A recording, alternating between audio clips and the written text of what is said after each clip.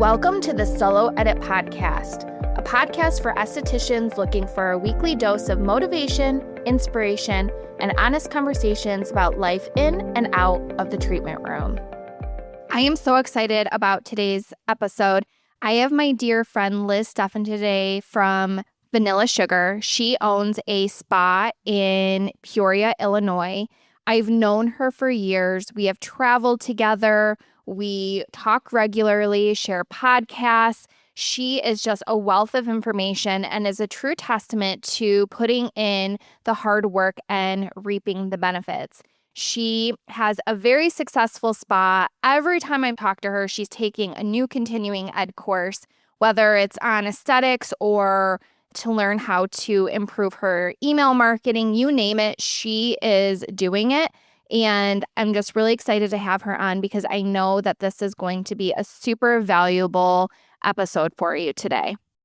I am so happy to have you today on the podcast. I have not seen you in forever and I miss you so much. But when I've started thinking about what guests to bring on, you were obviously a natural choice because you are a really successful business owner. You're super supportive within the aesthetic community, especially with your new Facebook group. And so I am really, really excited to have you. Thanks, Sarah. You know, I just adore you, and strong people, strong women in this industry need to align with each other and unite to really push our industry forward for greatness. You know, I think there is some luck that goes into life in general, but you definitely are not successful just by chance. And there's so many elements that go into running a successful business. But I want to start at the very basics in terms of like customer service. And I want to know what your thoughts are on what great customer service really looks like. I like to take it from the perspective of what I like as a customer and start from there. The little details. Everything from a polished website. I can't stand it when I am trying to book a spa treatment with somebody and I can't find their website or I can't find their address on Google. The whole customer experience is about making everything easy for the customer. Yeah. And it really starts from that as foundation. Actually, if I try to book an appointment and I can't figure it out within the first couple of seconds, maybe not seconds, but you know what I mean?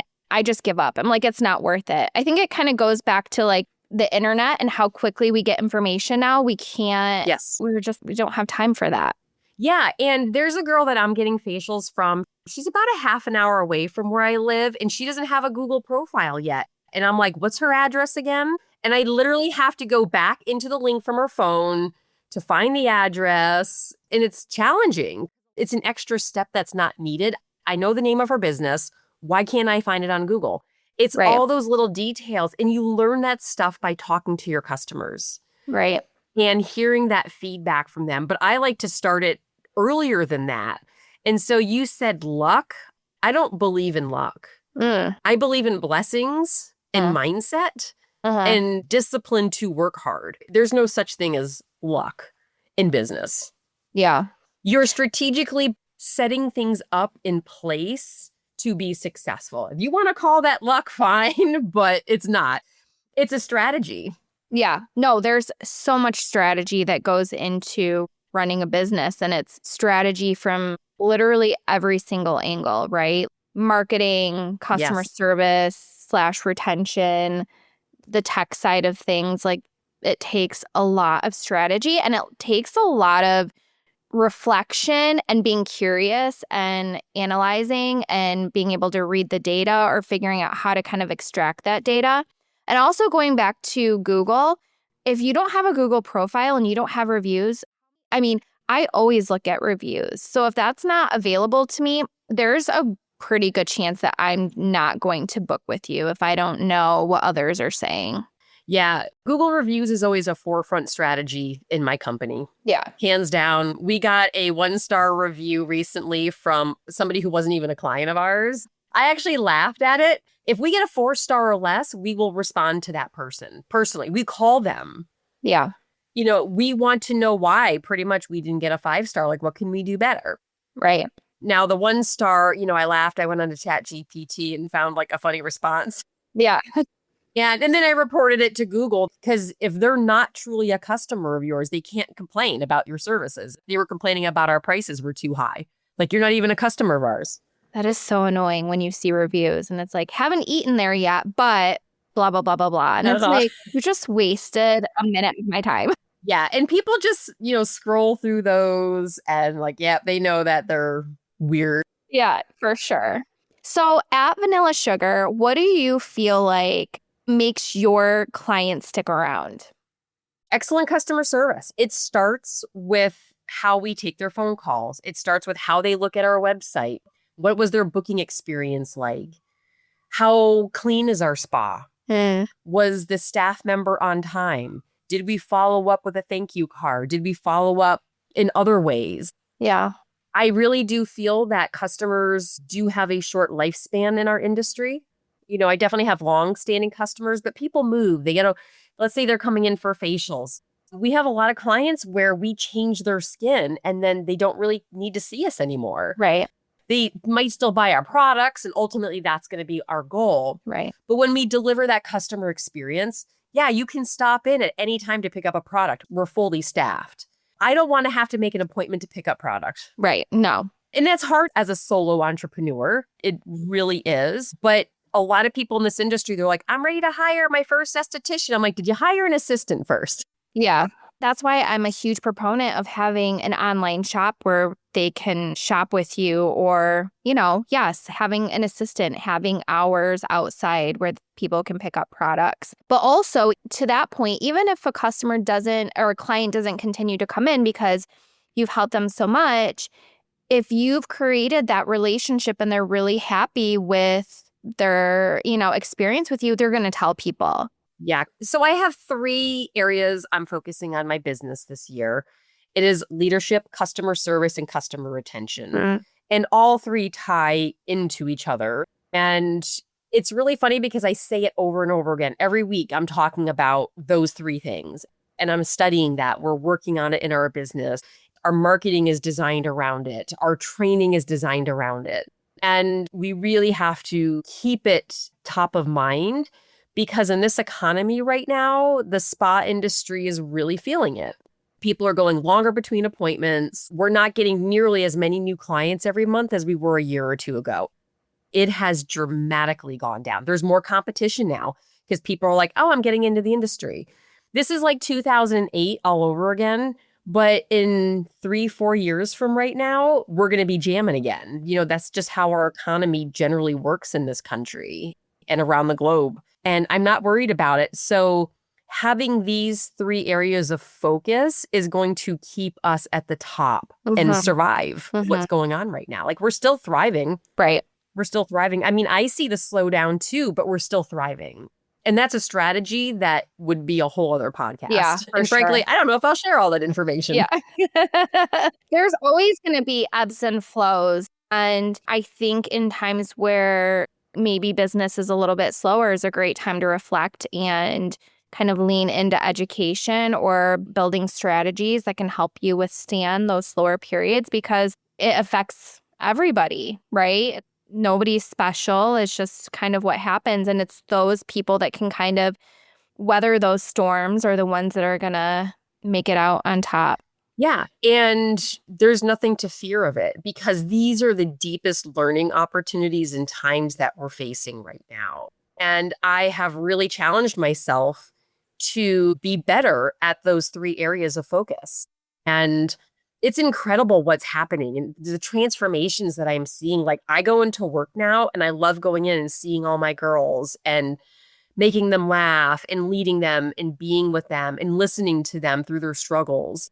It's incredible what happens when you invest in people, not just in their education, but in their humanity. Yeah. I love that perspective, kind of changing that, like to not be scared, to think of it as an opportunity to kind of deepen your understanding of your business. And also, just as a friend thing, I'm so happy to hear that you have found happiness in going into work and seeing your team and leading and taking pride in that. That's so important. So sometimes you just have to let some darkness go. Yeah. Yeah. And in business, if anyone's been in business long enough, there's going to be betrayal. There's going to be hurt. There's going to be pain. There's going to be difficult times. But ultimately, it starts with our mindset. And I've recently done some really deep work on myself on pretty much the art of winning. Yeah. And winning comes from a place of belief, but you have to dig so deep to get to that point. And I allowed my joyfulness and my happiness to be the foundation of that. And allowing myself, I don't need to be angry. I don't need to be sad. I can be, and I'm okay if those emotions arise because naturally they're going to. But I'm choosing to win every day.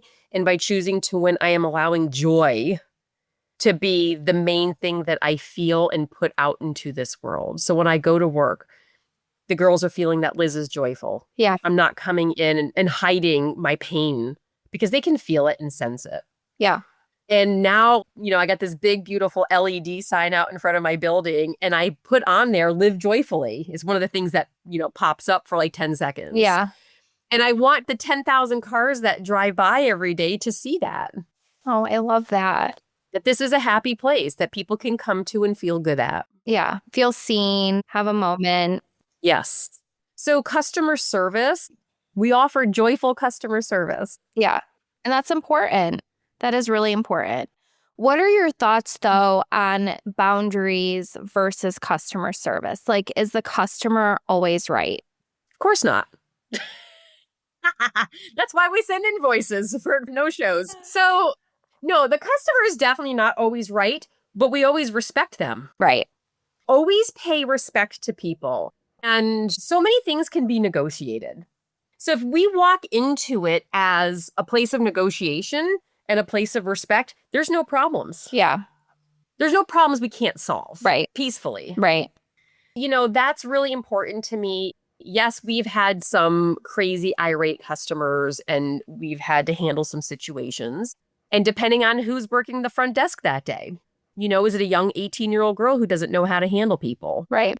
Versus my manager or somebody senior on the team. But generally, because our customer service is so good, we really don't get that many problems. Yeah. I also think it's important to pick your battles, Yeah, absolutely. Sometimes it's not worth it. No.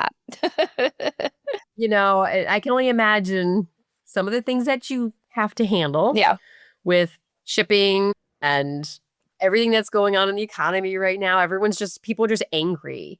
So for me, we always want to diffuse the situation. I'm reading a book right now called Never Split the Difference. It was written by an FBI agent who was a hostage negotiator. And you want to talk about stressful situations. Yeah. There is a section in there where he calls it strategic empathy. So we can be empathetic to our customers, but we need to be strategic. Yeah. They just want to be heard. Right. If you have an angry customer about something, people are leaving reviews. They just want to be heard. Right. So how we respond to it is 100% our responsibility. We pretty much practice strategic empathy. It was really neat to read it in context of the book. I'm like, oh yeah, we do that. Yeah. Just another book to add to my collection of things that I need to read. I read like 3 pages a day. Okay, so as an example, we've all had irate customers at one point, whether it was warranted or not.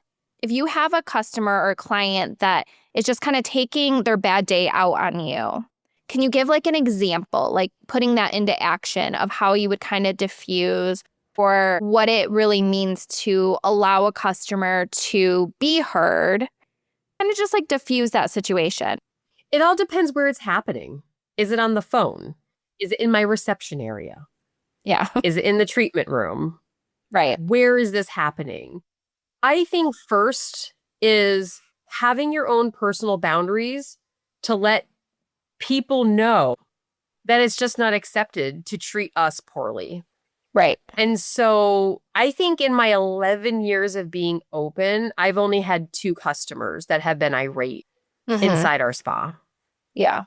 And one of them, nobody else likes her either.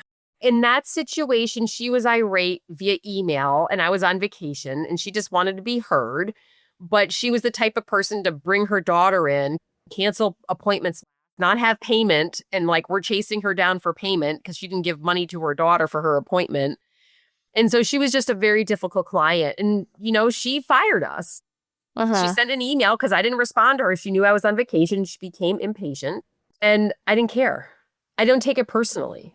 Yeah. If somebody's angry in the spa, and that happened to me once, it was probably about a year ago. I had a young girl working the front desk. She didn't say something the way she probably should have. The customer became irate. And, I just wanted to refund her money because she was making a scene. And I just kept my cool. And I said, I'll get you taken care of. I understand. Okay. And I just let her vent. Yeah. Tone of voice, too. Your tone or Yes. how you speak can also help calm somebody down. It's almost like, when Carter's having a meltdown, if I'm loud with him, it kind of amplifies what's happening. But if I'm more quiet and calm, you notice a difference in the behavior. We have so much power in our words, in our voice, and how we come across. Yep. See how I just dropped my voice right there? That alone will calm somebody listening to this podcast who may be feeling a little anxious. Just the tone of my voice. Right. So those are the techniques that we would use. But I also really believe don't put it out into the world that you're going to make people pissed off. Right. Okay. So nobody knows this, so I'm just going to share this quick little story. I met Liz at the Beauty Biz Summit. Is that what it's called? Yeah. Beauty Business Summit. Yep. And this is so creepy. I can't believe I'm sharing this, although I did share it with Liz. I love you creeping on me. If you've never seen Liz, she is so beautiful. And not only is she beautiful, but she kind of resembles one of my sisters. So I took notice. And you just you're so confident and you just have this, what do they call it? Je ne sais quoi? There's just something about you. You're very charismatic. And I just remember thinking I have to know who she is. And so I think I introduced myself. You were so friendly, but you were probably this is kind of strange. No, I love talking to you. And then I don't remember how we connected again. But since then, we've gone on a trip together. You came to see me. We've worked out together. So just so you guys know, Liz is just, I think, very successful in so many ways. Not only is she super dedicated to her business and successful, we've had discussions, you and I, about our marriages, and you're super dedicated to your relationships, not with just your husband, but your son and your friends, and you take care of your body and not just how you physically look, but being stronger, and you're always learning. So in the intro that I recorded before we started, I said you always prioritize making yourself better in all ways. And aside from the working out part, I feel I'm very similar. So what does a day in the life look like for you? Oh, I love a day in the life of Liz. Okay. So I wake up really early in the morning, and it fluctuates depending on my sleep patterns. I'm a very ritual person. If I wake up at 5 o'clock in the morning, I will wake up always at 5 o'clock. So right now I am waking up before 4 o'clock in the morning. It's crazy. I need more sleep. I'm not going to lie. So I'm sleeping about 5 hours. I prefer 7. What I do is I wake up and I usually smile right away. It's just something smile. You're awake. You're alive. It's a beautiful day. And you are just, in general, I'm sure you've been told this, but you are a very smiley person. And I think that goes back to no, seriously, and giggly. And that goes back to just being super charismatic. Okay, carry on. I'm sorry. No, that's okay. I do get that a lot from people. I just got a text from, it's almost turning into a business partner of mine. And he sent me a text. He's like, I don't know what you said to my son last night, but he called me and he's through the roof about things. He's 26 years old, having so much success in business right now. He bought a Rolex 2 nights before. But I put out joy. So when I wake up in the morning, I make intentional choices. And joy is one of them. So that's where I start my morning off. I will do morning affirmations. If I take a shower in the morning before the gym or something, I will put on my phone, Go on Spotify. There's morning affirmations. I will read a little bit, like 3 pages, 10 pages, whatever it is. I learn something every morning. I drink my coffee. About 2-3 months ago, my routine was a little bit different. Instead of like really learning, I was in an action mode. So I would get up and work for 30 to 60 minutes on like reviewing my tickets, the things my assistant would be getting back to me and just giving feedback. Get that stuff done and out of the way, because that's the stuff that moves your business forward, are those little action steps. Do I need to build a new web page? Okay. Hello, ChatGPT, just bang it out, send it off to my designer or do it myself. And then after that, I would go to the gym. I train pretty much 7 days a week. I work out 7 days a week, and it's different.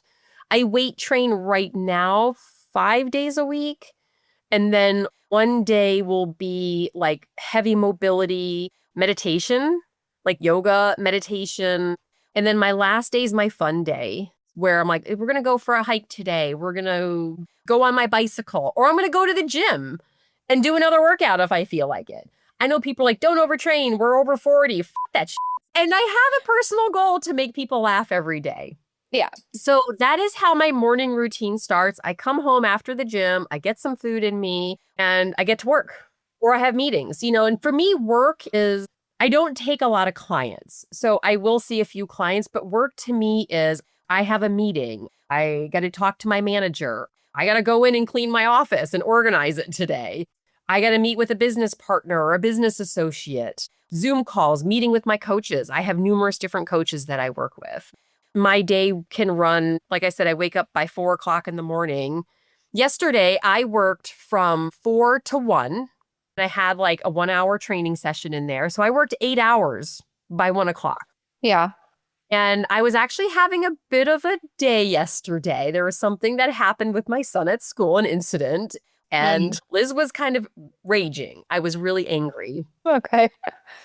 Oh, yeah, he got into a fight. And it wasn't his fault. Like, it was, he got jumped. And, but there was other circumstances that he got kind of caught in the crossfire between other kids. And my son is truly a peacemaker. So I was just really angry. It brought up old emotions in me. Yeah. And I go, I need to chill out. And so I was able to, I dropped off a 100-bar chocolate order to, a customer of mine. And I'm like, I'm going to the park, because it was kind of on the way too. I'm like, so the place where I like to go. So I went for a 40-minute hike, and then I came up across a stream, and I know this park very well. I know this very secluded place, and I took all my clothes off and I did a cold plunge. I love it. Like, my knees were on fire. I had so much inflammation. I was like raging, and like I was feeling better at this point. And I'm like, I'm going to go do a cold plunge. I was just laid in the water, and I'm like, my gosh, like it felt so good. And then, I got out, put my clothes back on, and I laid on a log for like 20 minutes and I just meditated. So that was yesterday. And then I had a business meeting last night for dinner, and I was there from 6:30 to 9:30. And it was an amazing meeting. Amazing business opportunities can come up. And so a day can be so many different things. But I work all day long. I take breaks. I will never forget, because it left such an impression on me. But when we went hiking in Indiana, every like quarter mile, you would just like point out something like, oh my gosh, do you see these pussy willows? And like, oh my gosh, do you see this flower? And you like knew the name of it. And like, I love that you pay attention to like all the little things that are really pretty, and you like take time to recognize them. And that also just struck me. Like, you're just such a beautiful person. Thank you. And it's a choice. Yeah. Pausing to see the beauty in this world. It just brings me so much joy, and we don't have to see the darkness and anger. Like, I am in such a light-filled place right now, and I wake up and I now tell myself I win. Like, I win in business, period. I just win. Yeah. And that belief and mindset, and that's new to me, like to actually think that way. And it's squashing fears that I may have or had. Like, I don't feel those emotions anymore. Yeah. Very often anyway. Yeah.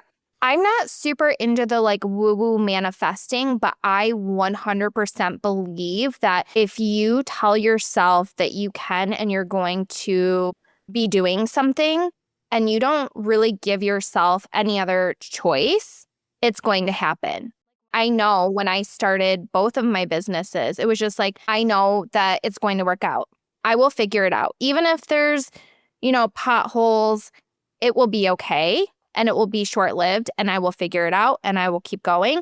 And I never gave myself an out or an opportunity for it not to be true. And in that, I believe that is a way of manifesting. It is.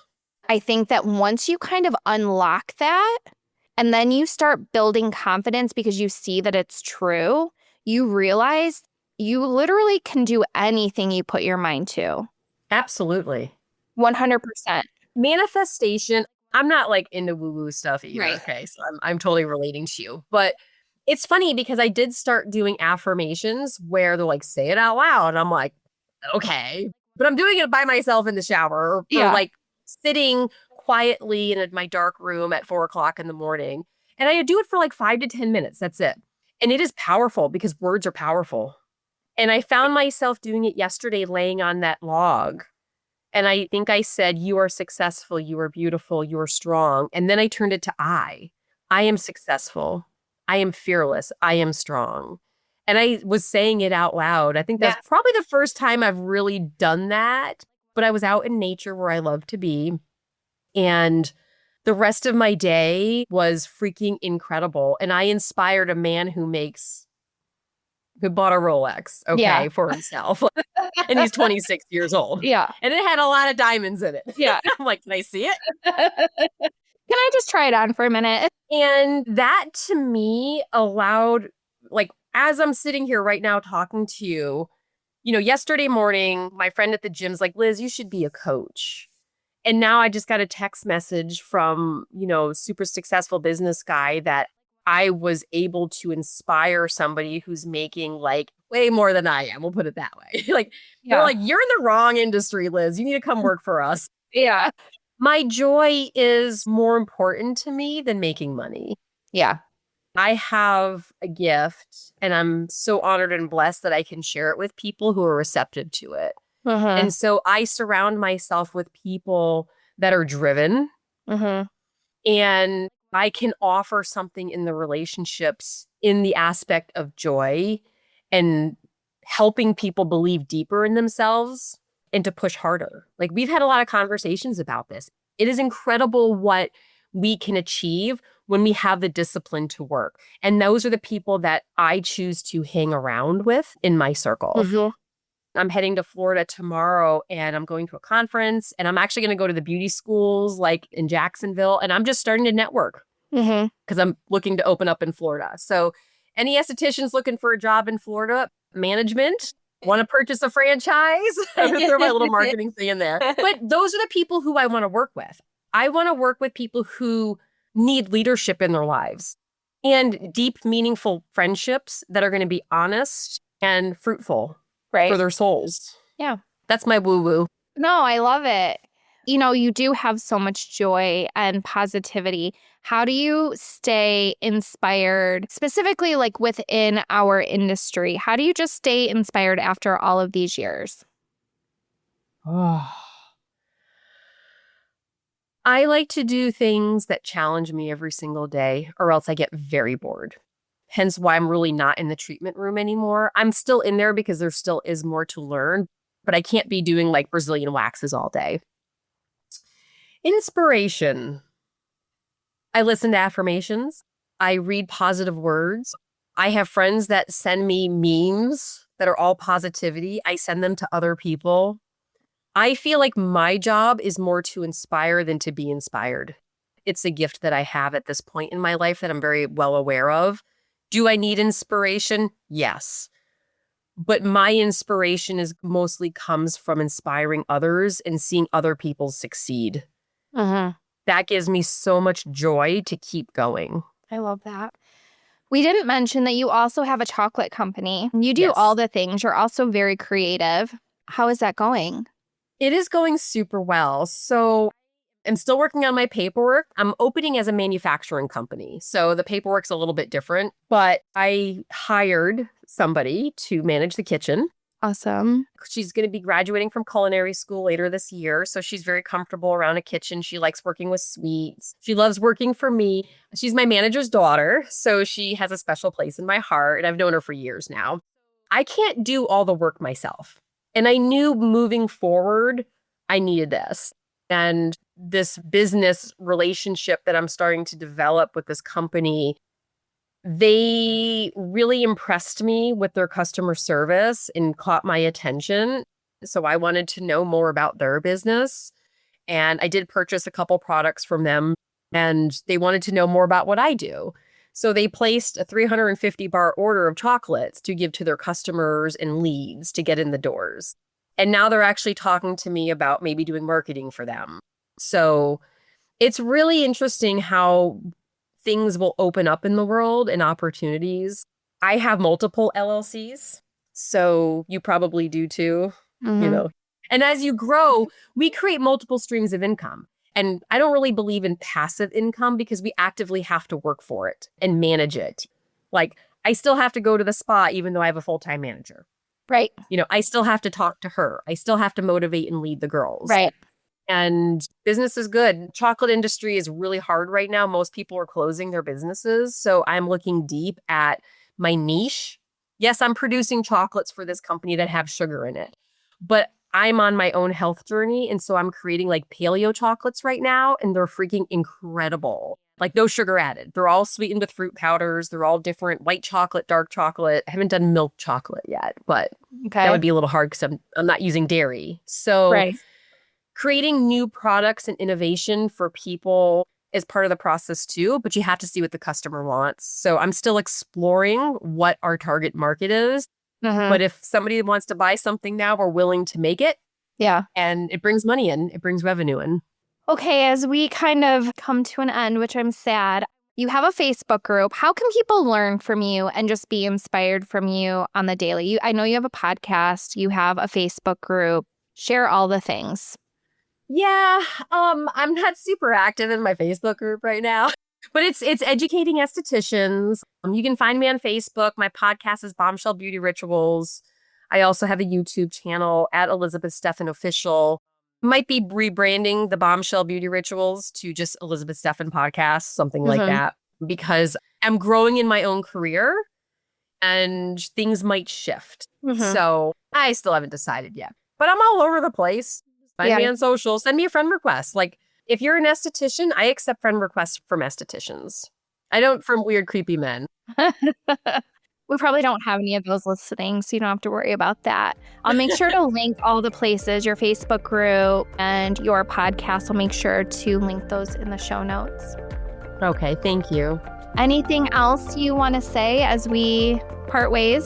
Yeah, I do. To the listener out there, I believe in you. I'm looking at you as I'm saying this, Sarah. I believe in you. You are powerful. You are mighty. You are deserving of greatness in your life. Believe in yourself and say, I win, I win, I win. All right, friend. We will chat later. Thank you, dear.